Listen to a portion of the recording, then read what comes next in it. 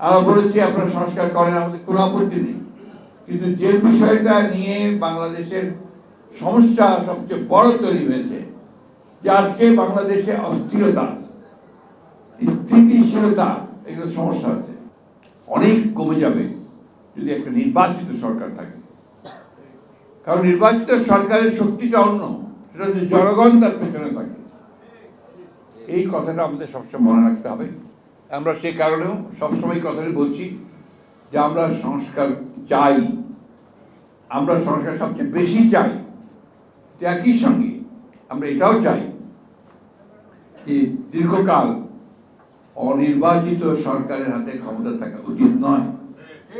আজকে দেখুন দেশের সংকট বাড়ছে তো বাড়ছে, সবচেয়ে বড় সংকট হয়েছে সাধারণ মানুষের। চালের দাম এমনভাবে বেড়েছে যে সাধারণ মানুষের পক্ষে এখন চাল কেনাও অসম্ভব হয়ে যাচ্ছে।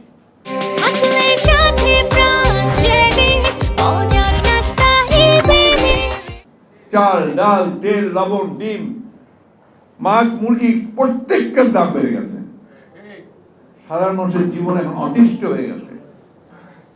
এটার দিকে কিন্তু তাদের কোনো খেয়াল নেই, কোনো কমানোর দিকেও তারা কাজ করছে না। কিছু বলে যায় এত তাড়াতাড়ি তো সব সম্ভব না। আরে আমরা যাদের সঙ্গে আমরা তো উদ্যোগটা দেখতে চাই, কি কি ব্যবস্থা নিচ্ছে সেটা দেখতে চাই।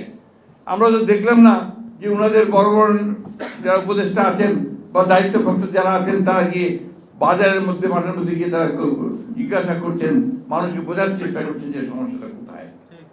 তা না করে অনেকেই তারা আবার এই রাজনীতির মধ্যে জড়িয়ে পড়েছেন, বিভিন্নভাবে রাজনৈতিক উক্তি করেন, কমেন্ট করেন, এমনকি রাজনৈতিক দলগুলোর প্রতি পর্যন্ত তারা কটাক্ষ করেন।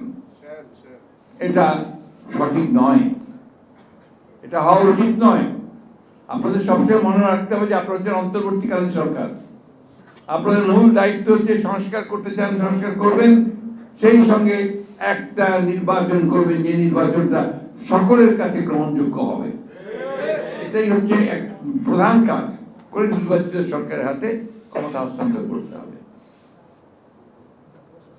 রাজনৈতিক দলগুলো আপনার প্রতিপক্ষ নয়, রাজনৈতিক দলগুলো আপনাদের সহযোগিতা করছে, সহযোগিতা করেই চলেছে। আপনারাই রাজনৈতিক দলগুলোর সঙ্গে কোনো কথাবার্তা বলছেন না, সহযোগিতা ওইভাবে করছেন না।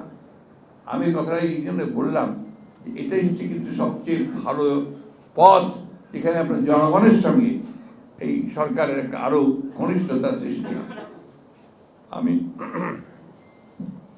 কথা বাড়াবো না, শুধু এইটুকু বলতে চাই যে আজকে এই সবার মধ্য দিয়ে জনগণের কাছে আমি এই আহ্বান জানাতে চাই যে আমরা যেন অস্থির না হই, আমরা যেন হতাশ না হই।